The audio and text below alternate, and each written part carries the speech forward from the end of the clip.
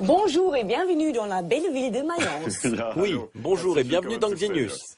Aujourd'hui, Dörte et moi allons vous parler des drogues au quotidien. Tous les jours, nous nous retrouvons face à des tentations potentiellement dangereuses telles que l'alcool, la cigarette ou le café. Toute la question consiste à savoir quand le plaisir s'arrête et quand l'addiction commence. Et surtout, ce que l'on peut faire dans ce cas. D'autant que le danger est parfois là où on ne l'attend pas. C'est le cas avec Internet. Difficile pour elle de s'en passer. Viviane est connectée en permanence. Infos, rendez-vous, potins, Facebook est au centre de sa vie. Tous ses amis et connaissances ont un compte. Le réseau social est pour elle comme une drogue. Elle ne lâche quasiment jamais l'écran des yeux.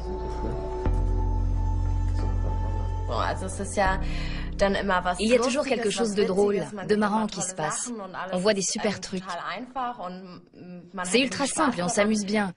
Sauf que quand on a une disserte à écrire et qu'on est un peu à la bourre, on a tendance à s'énerver. On s'en veut parce qu'on se rend compte qu'on perd un peu le contrôle. On n'est pas capable de se dire « Bon, ok, là je me déconnecte ». Tu n'y arrives pas? Non. Pour ne pas rater son bac, Viviane a dû se désinscrire de Facebook. Temporairement. Les années de fac s'annoncent difficiles. À peine est-elle connectée que quelques 700 amis l'attendent. Plus de 40 sont en ligne en même temps qu'elle. Tous postent, c'est-à-dire écrivent des articles, commentent, envoient des photos et like, autrement dit, approuvent les publications des autres. On regarde toutes les secondes, surtout quand on est une fille. Dès qu'on a posté une photo ou mis à jour la photo de son profil, on regarde toutes les secondes pour voir si quelqu'un l'a déjà liké. Je ne pourrais pas dire combien de temps exactement je passe dessus, mais dès que j'ai une minute de libre, je regarde. Il n'y a pas de moment où je mets vraiment mon portable de côté et où je me dis « bon, maintenant j'arrête ». Je suis toujours connectée. Les réseaux sociaux peuvent se transformer en addiction. De plus en plus d'adolescents sont concernés. Aujourd'hui, en France comme en Allemagne, presque tous disposent d'un accès à Internet, via un ordinateur portable, un PC ou un smartphone. À en croire les spécialistes, l'addiction à Internet est le mal de demain. Le psychologue Hans-Jürgen Rumpf de l'université de Lübeck a rédigé un rapport sur le sujet pour le compte du ministère allemand de la Santé. Sur l'ensemble de la population, on compte 1% d'individus qui présentent une addiction supposée à Internet. Chez les 14-16 ans, ce pourcentage est plus élevé, jusqu'à 4%. Si Viviane présente un comportement à risque qui pourrait basculer dans l'addiction, elle arrive encore un tant soit peu à se contrôler. Peter, en revanche, a vraiment été accro à Internet. À 23 ans, le jeune homme a déjà une cure de désintoxication derrière lui. Pendant 4 ans, il n'a pas quitté son ordinateur portable, y jouant jusqu'à 20 heures par jour. C'en était arrivé au point où je ne me levais pratiquement plus. Je faisais tout depuis mon lit. Jouer, me commander à manger. Pendant la journée, je ne bougeais quasiment pas. Je ne me douchais plus. Je ne prenais plus soin de moi. Je me laissais complètement aller. Jusqu'à quel point? J'empestais, littéralement. Si Facebook peut rendre des jeunes filles accros au chat, il représente aussi un danger pour les garçons comme Peter en proposant des jeux en ligne gratuits avec un nombre infini de niveaux à franchir. Une fuite hors du monde réel fortement chronophage. L'enjeu est vite devenu de réussir, selon mes propres critères, de passer des niveaux intermédiaires, des levels. J'en ai passé un, waouh, je suis trop fort. Adolescents et jeunes adultes cherchent une reconnaissance dans le jeu et la compétition. L'addiction à Internet a par conséquent longtemps été un problème majoritairement masculin. Mais avec le succès des réseaux sociaux, les jeunes filles ont rattrapé leur retard. Facebook réunit tout ce que beaucoup d'entre elles recherchent. Le professeur Rainer Thomasius du Centre de recherche allemand sur la toxicomanie à Hambourg étudie les risques encourus. Facebook exerce un grand pouvoir de séduction sur les jeunes filles qui ont des problèmes d'estime de soi et ont du mal à maîtriser leurs émotions.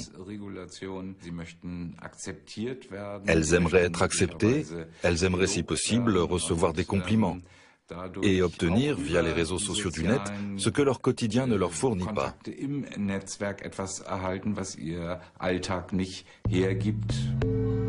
Beaucoup ont donc intégré Internet dans leur quotidien et augmentent ainsi le risque d'accoutumance.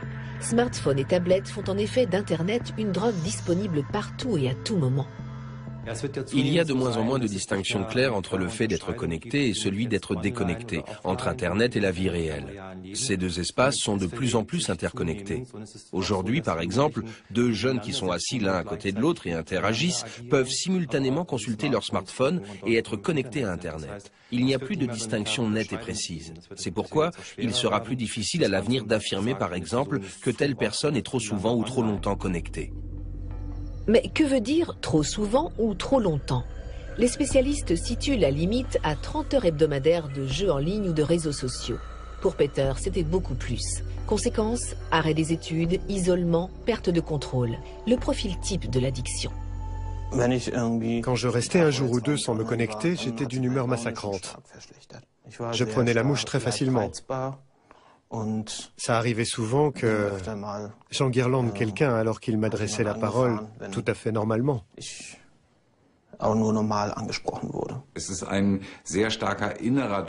Les jeunes se mettent une pression très forte pour apprendre à maîtriser ces moyens de communication. Et lorsque les parents veulent tenter de poser des limites, des situations conflictuelles intenses se créent dans les familles. Il peut même arriver qu'apparaissent chez ces jeunes des réactions de l'ordre des symptômes de sevrage. Pour se sortir des griffes d'Internet, Peter a dû suivre une cure de désintoxication de 6 semaines à l'hôpital. Aujourd'hui, il n'y consacre plus qu'1 heure par jour. Le jeune homme a programmé son ordinateur de sorte qu'il s'éteigne automatiquement une fois le temps écoulé. Mais malgré le succès de la cure, une rechute est toujours possible.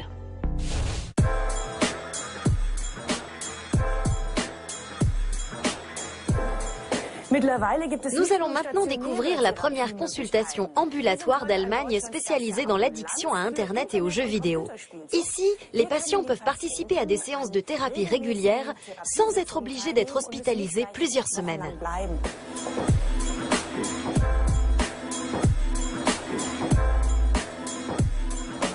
Bonjour. Ravi de vous voir. Entrez. Merci. Vous êtes psychologue et votre consultation vient de se terminer. Nous avons vu dans le reportage que les jeux en ligne et les réseaux sociaux constituent la principale source d'addiction à Internet. Quelle est votre expérience sur le sujet? Effectivement, les joueurs de jeux de rôle en ligne constituent toujours actuellement le gros de nos patients. Je pense notamment à un joueur du jeu de rôle World of Warcraft. Les réseaux sociaux sont aussi présents chez nous, par exemple Facebook. Mais cela ne concerne pour le moment que 10% environ des patients. La pornographie et les jeux de hasard sur le net sont également représentés à hauteur de 10%. C'est une autre part importante. J'imagine qu'il est difficile de déceler quand un sujet bascule dans l'addiction. Comment diagnostique-t-on une addiction à Internet ? Les personnes qui viennent à notre consultation ambulatoire avec ce genre de problème commencent par remplir un questionnaire mis au point par notre équipe. Ensuite, nous menons évidemment un entretien approfondi qui nous permet de détecter d'autres problèmes éventuels, comme la dépression ou l'anxiété. Il existe donc un lien entre l'addiction à Internet et d'autres problèmes? Oui, effectivement, nos patients souffrent fréquemment d'une grande anxiété sociale. Nous avons pris cela en compte dans notre approche thérapeutique qui est axée notamment sur les compétences sociales.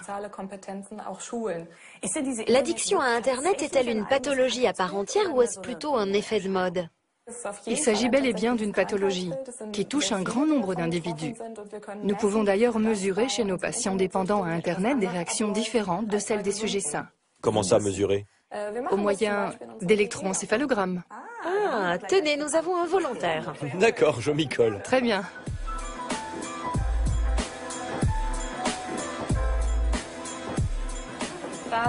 Voici notre laboratoire. La classe.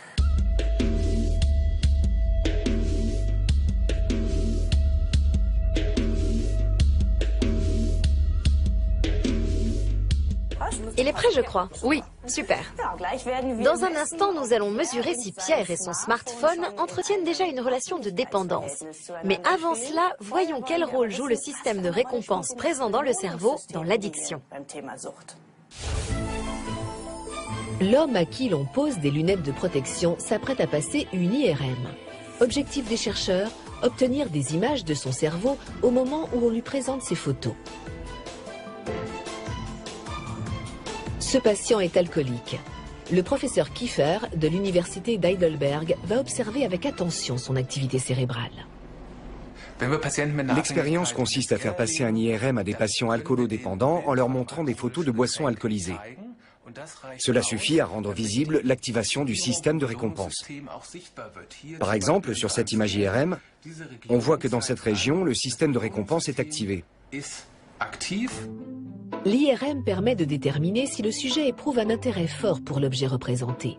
Si le sujet associe l'alcool à des expériences positives, la simple vue d'une boisson alcoolisée entraîne la libération de dopamine dans le système de récompense. La dopamine est un neurotransmetteur, c'est-à-dire une molécule servant de messager entre les neurones. La dopamine est un neurotransmetteur essentiel impliqué dans l'apparition de l'addiction non pas parce qu'elle rend euphorique, mais parce qu'elle oriente l'attention en direction de la substance addictive. C'est le cas aussi chez cette souris de laboratoire. Son attention se porte sur cette manette. Elle a très vite compris qu'à chaque fois qu'elle appuyait dessus, elle s'injectait de la cocaïne. Voici ce qui se passe dans son système de récompense. Comme la manette cocaïne promet du bien-être, les neurones sécrètent une quantité accrue de dopamine, laquelle se fixe sur les récepteurs d'autres neurones. Plus la quantité de dopamine est importante, plus le signal nerveux est fort et plus le cerveau associe rapidement la manette cocaïne à un stimulus important. Chez l'homme comme chez l'animal, le cerveau produit toujours une certaine quantité de dopamine. Mais l'alcool et la nicotine multiplient cette quantité par 200, la cocaïne par 400 et les amphétamines par 1000. Les neurones finissent par se protéger contre cet afflux de dopamine en réduisant le nombre de ces récepteurs. Les signaux nerveux perdent en intensité, mais le cerveau qui s'était habitué à recevoir des signaux forts éprouve un manque. Conséquence, le sujet ressent l'envie de consommer la substance addictive. Jusqu'où peut aller cette envie? C'est ce qu'a étudié le professeur Rainer Spanagel en faisant subir une cure de sevrage à des rats dépendants à l'alcool ou à la cocaïne, puis en observant leurs réactions. On a constaté qu'ils continuaient d'appuyer sur la manette des centaines de fois, voire 10 000 fois pour la cocaïne, dans l'espoir d'en obtenir encore. C'est un moyen de mesurer l'intensité de l'envie. Mais comment passe-t-on de l'envie à l'addiction? Des examens sur les rats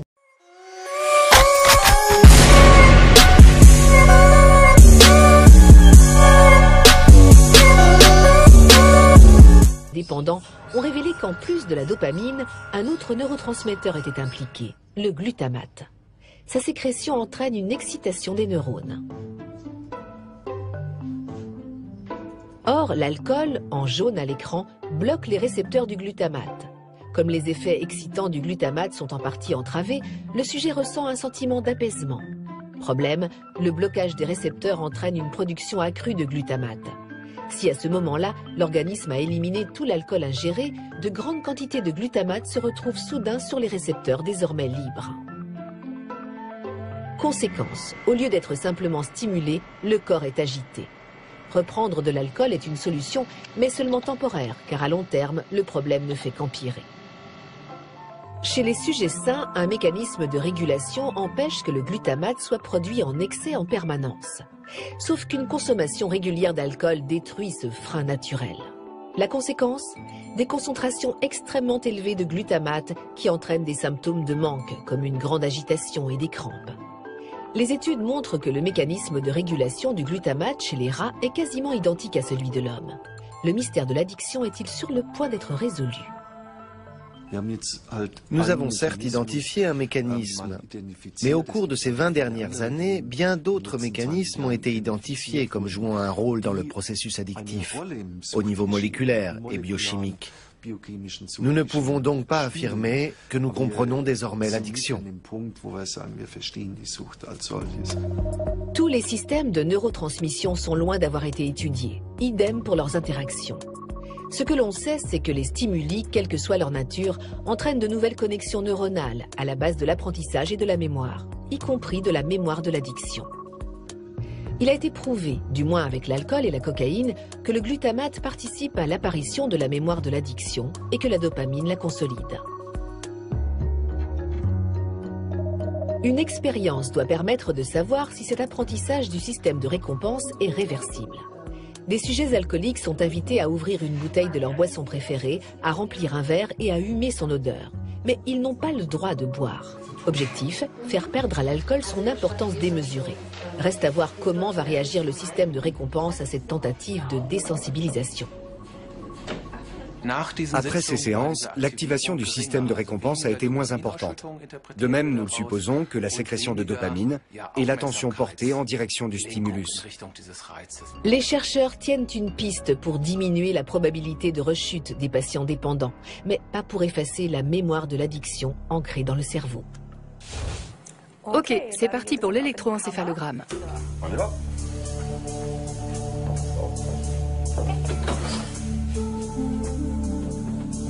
Je m'assois? Oui, installez-vous ici.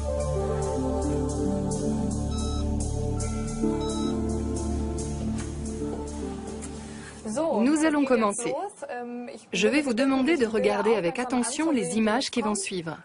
Ensuite, nous verrons ce qu'il en ressort. Je les regarde, c'est tout. Oui, c'est ça.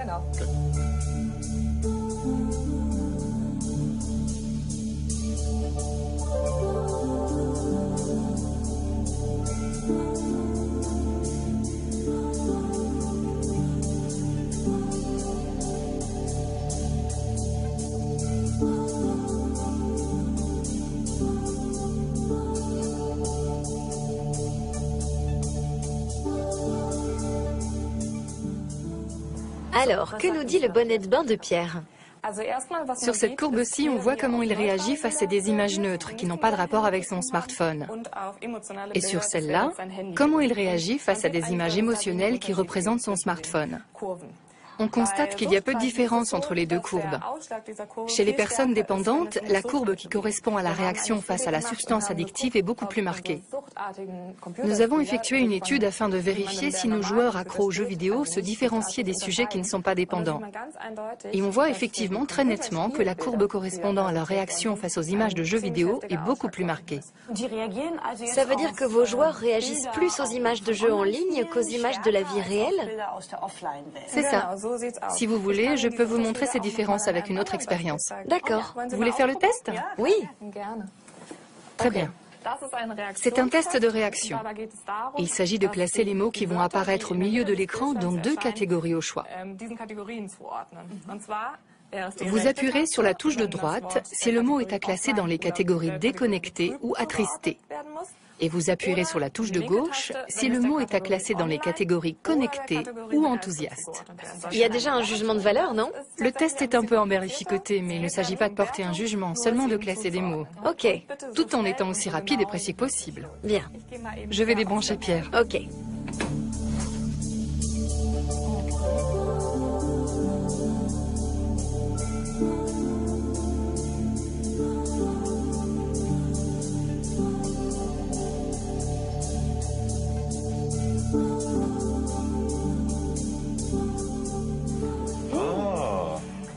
Les résultats sont arrivés, on dirait. Alors? Avec ce diagramme d'évaluation, nous pouvons visualiser chez nos sujets l'enthousiasme ou la tristesse qu'ils ont associé aux mots connecté et déconnecté. D'après vos résultats, vous présentez une préférence légère pour les activités en ligne. Chez nos sujets dépendants, c'est différent. Leur préférence pour les activités en ligne est nettement plus importante, d'où leur plus grande rapidité à associer les mots enthousiaste et connecté. Notre groupe de contrôle qui ne présente pas d'addiction à Internet se situe entre les deux. Et que peut-on conclure précisément de cette évaluation? On peut conclure de cette évaluation que le comportement addictif est un processus très automatisé. Cela veut dire qu'avant même de réaliser que l'on a envie de la substance addictive, ce processus est déjà enclenché. C'est la même chose chez tous les malades souffrant d'une addiction. Ils ont des difficultés à contenir leur envie une fois que cet automatisme est en place. Merci. Merci. Je vous en prie. Les dépendances à Internet, à la nicotine ou à l'alcool ne sont pas les seules pathologies addictives répandues. Notre émission touchant à sa fin, quoi de mieux, en guise de dessert, que de vous parler du sucre. New York, la ville de tous les superlatifs. Mais l'un d'entre eux suscite l'inquiétude des autorités sanitaires. Les New-Yorkais sont trop gros. Environ 6000 habitants de la Grosse Pomme meurent chaque année des conséquences du surpoids. En cause, le sucre. Les autorités de santé essaient d'alerter la population au moyen de vidéos chocs. Un soda le matin, 16 morceaux de sucre. Un thé glacé à midi, 18 morceaux. Un café frappé à la pause, 32 morceaux. Et un cola le soir, 27 morceaux. Soit une consommation totale de 93 morceaux de sucre dans la journée et des conséquences graves pour votre santé, notamment l'obésité, facteur de diabète, de maladies cardiovasculaires et même de cancer. Alors buvez, mais sans vous rendre malade. À New York, ces appels à la raison n'ont pas suffi. Une loi devait interdire la vente de boissons non alcoolisées de plus d'1 demi-litre dans les kiosques, restaurants et cinémas. Mais quelques heures avant son entrée en vigueur, cette interdiction très controversée a été invalidée par un tribunal new-yorkais. Un sérieux revers pour Michael Bloomberg, l'ancien maire de la ville, qui voit dans cette initiative une étape importante dans la lutte contre l'obésité. This is the single biggest step any city, I think, has ever taken to curb obesity, but certainly not the last step that lots of cities are going to take, and we believe that it will help save lives. La plupart des gens savent que l'obésité n'est pas bonne pour la santé. Alors pourquoi certains ont-ils autant de mal à renoncer au sucre? Est-ce par manque de volonté ou parce que le sucre est une addiction? Quelle que soit la réponse, pour le professeur en nutrition Robert Lustig de l'Université de San Francisco, il ne faut pas laisser chacun gérer seul sa consommation de sucre. Nous avons besoin d'une intervention des pouvoirs publics pour réduire la consommation de sucre. Quant à savoir quelle forme cette intervention doit prendre, le débat reste ouvert. Personnellement, je n'ai pas d'avis tranché sur la question. La seule chose que je sais, c'est que nous avons besoin de réduire la consommation de sucre et que cette initiative doit être lancée par les pouvoirs publics, pas par les consommateurs. Sinon, rien ne changera jamais, car si le sucre est addictif et s'il est disponible, les gens continueront d'en consommer trop, comme ils le font actuellement. Le sucre rend-il vraiment accro? Cette question intéresse aussi des chercheurs allemands spécialisés dans l'addiction. À l'université d'Heidelberg, ils utilisent l'IRM pour étudier le cerveau de patients en surpoids. Le professeur Falk Kiefer examine ce qui se passe lorsqu'on présente à ses volontaires des photos de différents aliments. Résultat, leur cerveau ne réagit pas de la même manière face à une pomme que face à une glace ou une pâtisserie. Seuls les aliments contenant du sucre ajouté activent le système de récompense qui réagit au sucre comme à l'alcool ou à d'autres substances addictives en sécrétant de la dopamine. Avec ce système de récompense qui produit de la dopamine, tout ce qui a un rapport avec une consommation de sucreries est considéré par le cerveau comme important et augmente l'attention. Des personnes souffrant d'obésité marchant dans la rue porteront davantage d'attention à la boutique de bonbons, aux marchands de glace ou au McDonald's que des personnes non obèses qui réagiront à ces nombreux stimuli de façon tout à fait neutre. Mais peut-on aller jusqu'à qualifier l'envie de sucre d'addiction? Les chercheurs allemands n'ont pas encore d'avis tranché. La prédilection pour les sucreries a beaucoup à voir avec la prédilection pour les drogues. Seule l'ampleur du problème est en général plus grande chez les toxicomanes. Mais nous connaissons des obèses gravement atteints qui, malgré les innombrables répercussions sur leur santé, n'arrivent pas à arrêter le sucre. Le professeur Rainer Spanagel aussi étudie l'envie irrépressible de sucre. Non pas sur les hommes, mais sur les rats. Les rongeurs en sont tout comme nous très friands.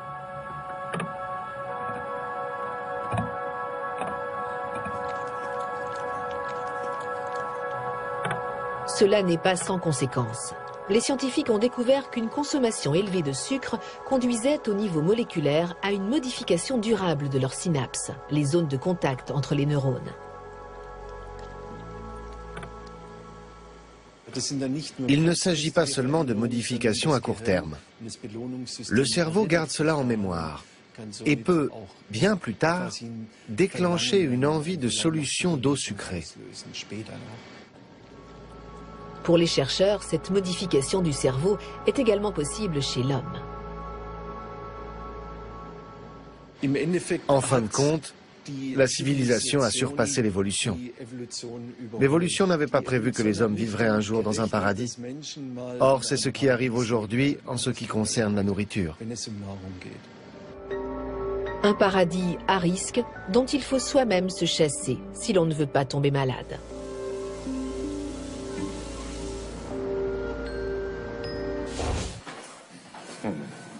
Heureusement, il existe une addiction qui est sans danger.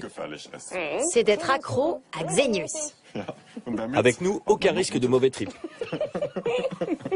À plus, ciao. À la prochaine, restez curieux, mais en toute conscience.